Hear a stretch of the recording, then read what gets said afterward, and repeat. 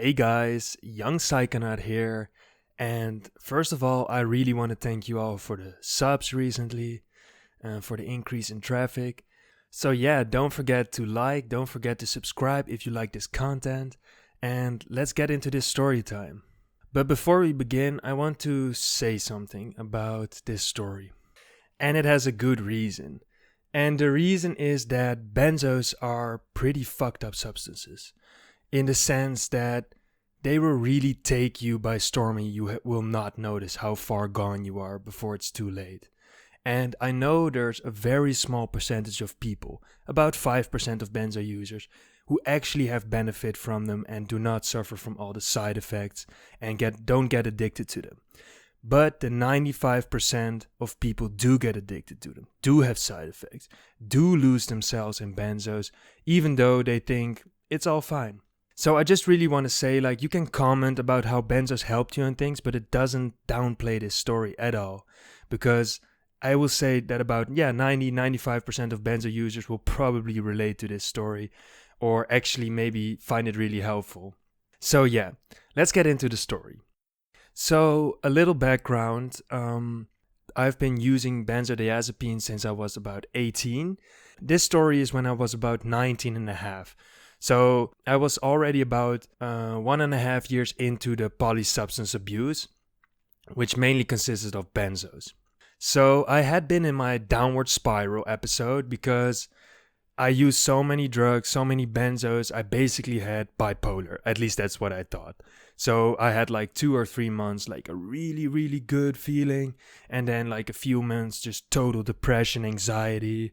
And just, I thought personally I was bipolar. Of course, this is some major bullshit because after I stopped using all these drugs, this all went away. But yeah, so this is really kind of the background. I was just kind of in my downward spiral again, It was just that month that was just depression, anxiety. And for context, we used to order 200 benzos at a time online. So this was through legal vendors in the Netherlands, which sold you research, chemicals, and also benzodiazepines. And so we ordered 200 of them, something like that. And that was just a normal shipment for us. Every few weeks we'd do this. And the benzo we always used was etizolam because it was, I guess, very euphoric, very sedating, very, very, chill in a sense. And it was quite cheap. So yeah, and I'm just gonna say up front that most of these memories are kind of distant and not very clear, obviously, because of the benzos. This is not fully ingrained in my memory, but I know enough about it to talk about it. So yeah, I've had a bad week and we ordered 200 benzos, 40 cents a pop. So that was just 80 euros for 200 pieces, which is absolutely crazy in my opinion.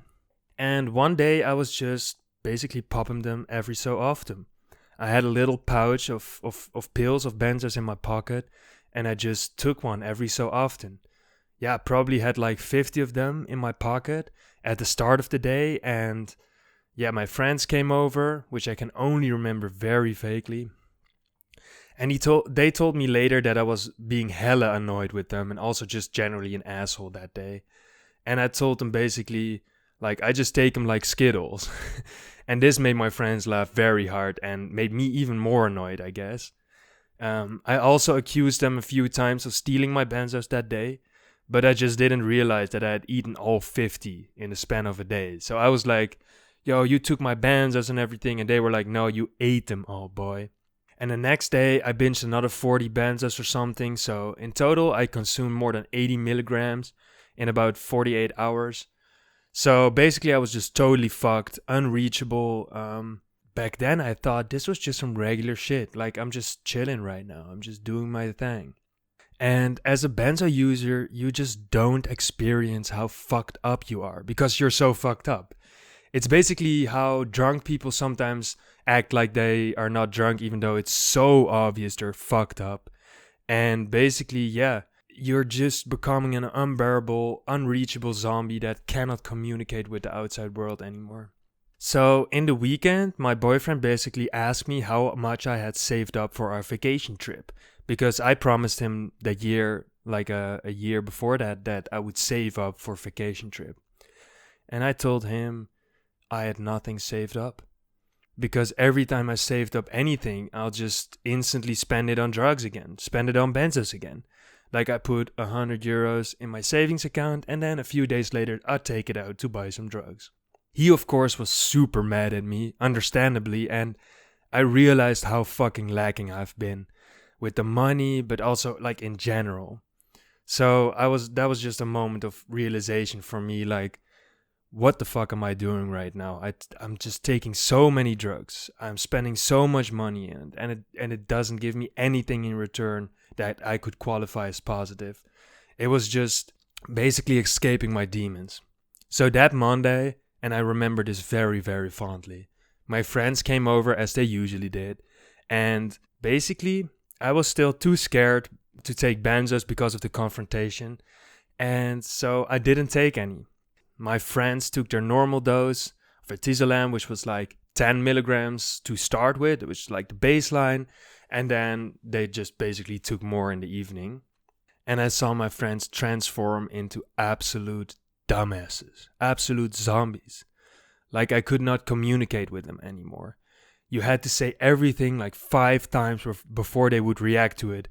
And even when they reacted to it, it would be like just like, oh, okay, yeah, okay, whatever. And yeah, it was absolutely abysmal. It was the worst time I've ever had chilling with my friends. And that is when I fucking realized this is what I've been doing for the past 1.5 years to my family, to my boyfriend, to everyone around me. I had been just an unreachable fucking mess.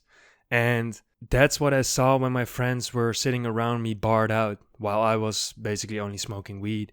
It just came to me because the nasty thing is when you're on the benzos, you just simply will not notice how fucked up you have become. You won't notice that people are trying to talk to you for like minutes before you actually answer them. And it took me 1.5 years to be sober while my friends were on benzos because, you know, normally we were always barred out together. So I always didn't notice how fucked up they were because I was so fucked up. And this evening, I just realized it. Like, I've literally been unable to communicate properly the last 1.5 years.